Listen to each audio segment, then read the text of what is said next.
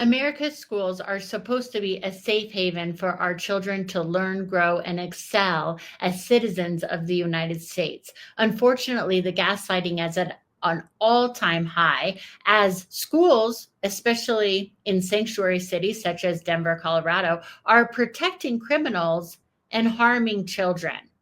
This has gotten so bad, from the woke ideology to the gender politics to kids not even being able to pledge allegiance to the flag or believe in God or have their own views if they're not of the woke ideology. Fentanyl pouring in, crime pouring in. Now, especially in sanctuary cities like Denver, Colorado, they are protecting the criminals. But who does that harm? It harms our children. Watch Tom Homan set the record straight and expose the truth about how schools in the United States are right now today harming children. Every parent needs to watch this. Some of these kids, by the way, who have been missing might be trafficked. Some of these kids might be in school and they are with a predator. So our schools, the notion that they are going to hide these children and keep them does not help them at all. The notion that kids are being protected by the schools when maybe they actually are being harmed at home is absolutely insanity. It is so twisted around and gaslighting. We should be teaching our kids that these people are there to help them. But that's not what Denver Public Schools thinks. Of course not. They want to protect the criminals. They've said time and time again, Tom Homan and his team has said time and time again that they are going for the worst first. If you're going to protect the worst, you are harming the children. If for any reason they're going into a school, that is for good reason. Either that kid might be in a gang if they're in high school or something, because the gang members are very young. A lot of the TDA gang members are between 13 and 17, or it is a kid that is being harmed at home. Hello. Do you have any reason to believe that elementary schools or churches are harboring, these violent immigrants who are here illegally? Like I said, when the circumstances arise, we got a national security threat, a significant public safety threat, we're going to go, we got to go, whether it's a school, a church, a hospital. The national security is important. And look, name another law enforcement agency. Does the FBI have those requirements? No. Does DA have those requirements? No. So I shouldn't have those requirements either. We have a national security responsibility. We're going to take these people off the street. If it's out of school, that's what we're going to do. Again, it takes a lot to get approval to go into school or church. But if there's a national security threat, we're going. What does it take? What is the standard, I guess, to go into an elementary school? Because what we had heard from immigration advocates is that this is going to provide a chilling effect to parents in the school drop-off line or something of that matter. It shouldn't be a chilling effect unless their child's a terrorist or a public safety threat. If they are a public safety threat, national security threat, they should be chilled. They should be afraid because we're looking for them. Well, if their parent is here and they're an undocumented immigrant, I think was more of the argument that they were making. They're not off the table either. I mean, they're in the country illegally, they got a problem. I mean, it's not okay. Look, it's not okay to enter this country illegally. It's a crime. And that's the way it's supposed to be. I wouldn't feel comfortable if I'm in Switzerland illegally. We won't enforce laws in this country. So, the schools and the churches and the central location was a policy only for ICE, only for immigration, right? But national security threats and public safety threats have no safe haven in this country, and we'll go where we got to go. That is exactly right. Tom Homan is spot on. He said it all right there. Just enter the states legally and there won't be an issue. But they're going for the worst first. But if you've entered the states illegally, then you might get in trouble because you should follow the law. What is it saying to our children? Just abide by the rules that you want to? I mean, how is it that the leaders and schools can say, follow the rules unless you just disagree with them? Follow the law unless you disagree with them?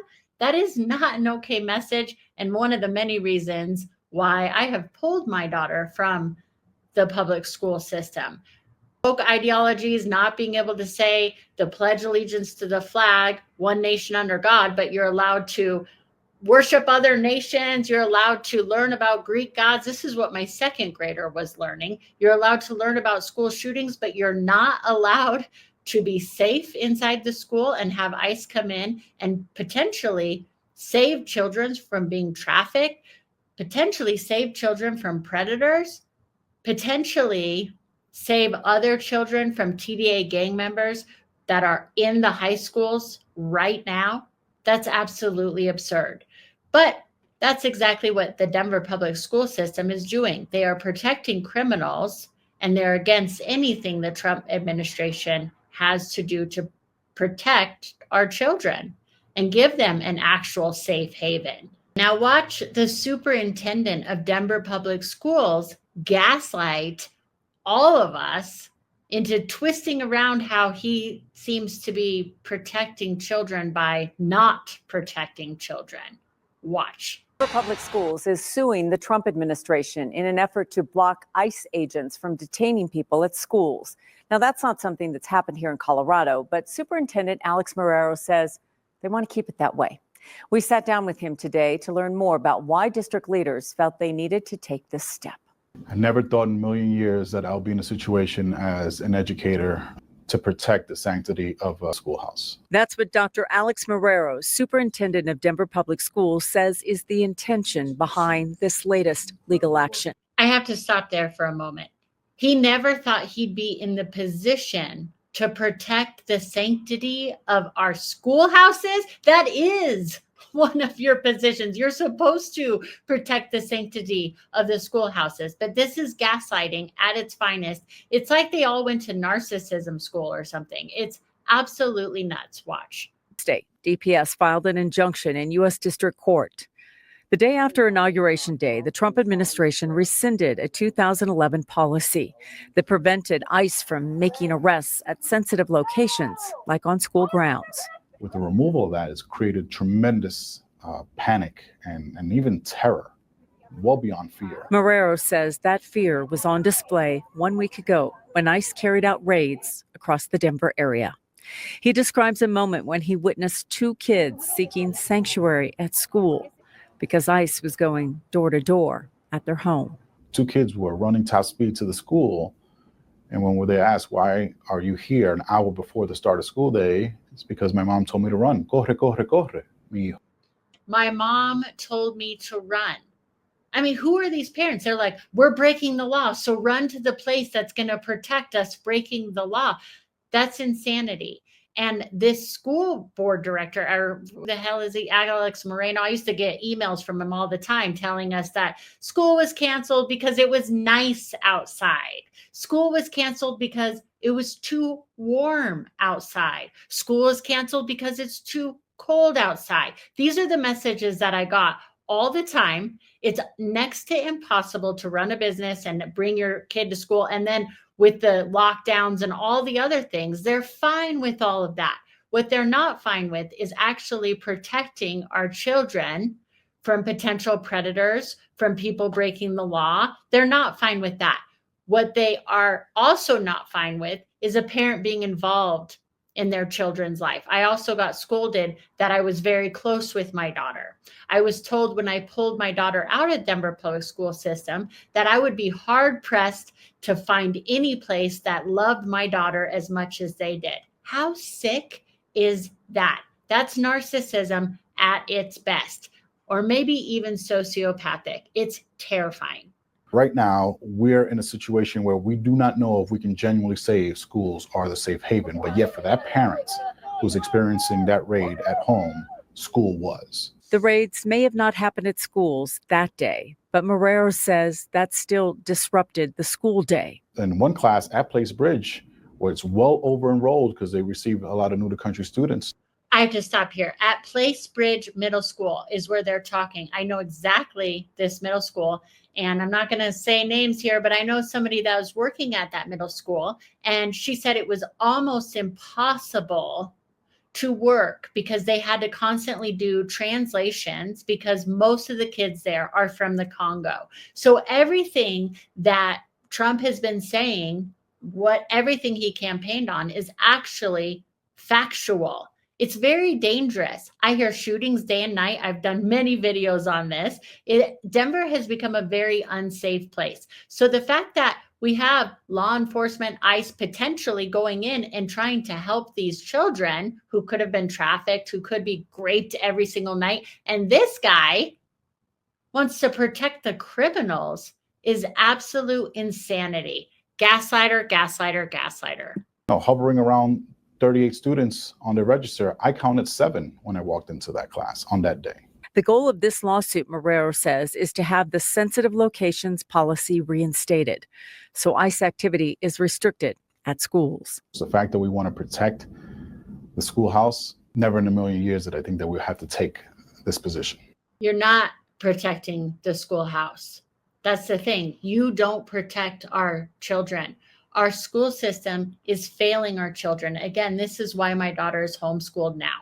She's excelling, by the way, in homeschool. She's on honor roll. She was falling behind in her classes. Not only were we ostracized because we are Trump supporters and we believe in God, but we were also ostracized because she's white. And so what was happening is that her teacher was also having to translate to a lot of the immigrant children, and she didn't have time for my daughter who had questions. She was running out of patience for my daughter who had questions. They teach math in this crazy, crazy way that takes 15 minutes to do a problem that take 30 seconds. I believe they're trying to diminish their problem-solving skills, but they instill fear into our children. The indoctrination is at an all-time high. It's terrifying. And I bless all the children that are in the school systems, because it is not a good place to be right now, unfortunately. Child care center in Steamboat Springs is closed after a teacher there was arrested and accused of abusing a child. The state shut down the Young Tracks preschool and daycare center this week. Officers arrested Alma Montez on 3 counts of child abuse Friday. She's been a teacher there for the last 5 years. Documents from the State Department of Early Childhood say these allegations of child abuse go back 1 to 2 years. Isn't that nice? That's a preschool in Steamboat Springs, Colorado. Yeah. And you wonder why I have pulled my daughter from the school system. Meanwhile, AOC is teaching criminals how to evade the law. It's absolutely awful. Watch. Talking about AOC over the weekend. Do you believe she is breaking the law? I'll leave that up to DOJ. What I find disturbing is that any member of Congress wants to educate people how to evade law enforcement. You can claim you're educating those constitutional rights. Okay, you can keep that claim. What she in fact is doing, telling people don't open your door, hide in your home, don't talk to ICE. We're talking about people who are in the country illegally, committed a crime, they're a public safety threat, they've been convicted of serious crime, and they've been ordered removed by a federal judge. So it's like AOC and others don't want ICE to enforce the laws that they enacted. She's a member of Congress. Let us enforce the laws you enacted. That's what we're supposed to do. You can't go after her. Do you think others should? No, I think I've asked DOJ, where's that line of impediment, of interference? Now, if someone stands in your way, prevents you from arresting somebody, put your hands on you, that's impediment. But what line is telling people to hide from ICE, not open the door? Where do you cross that line on impediment? So I simply asked the Department of Justice, give us that line. You have talked to them about this. That's what you're saying? Absolutely. So there you go. Tom Homan is going to investigate. He's recommended to the DOJ to investigate AOC and anybody else who's trying to evade the law. By evading the law, if nobody's done anything wrong, there's no reason to hide. There's no reason to say, run to school, kid, because mom and dad are criminals. There's no reason to do that if you just don't break the law. I'm so furious with Denver Public Schools, but I'm also relieved that my daughter is no longer in the public school system. I'm more interested to know in what you think. What do you think of Denver Public Schools suing the Trump administration? What do you think of AOC teaching people how to evade the law, hide from ICE? The ICE raids continue in Denver. And if you want to know about some of the ICE raids that have happened here, then watch this video I did on the ICE raids in Denver. The TDA gang is real. There's still gunshots every single night. I praise God that these good guys are getting the bad guys off the street. Let me know what you think in the comments below. Thank you so much for being here. Please subscribe if you haven't. And if you have, thank you so much. It helps not just me, it helps everybody. The more of us talking about this, the better. See you next time.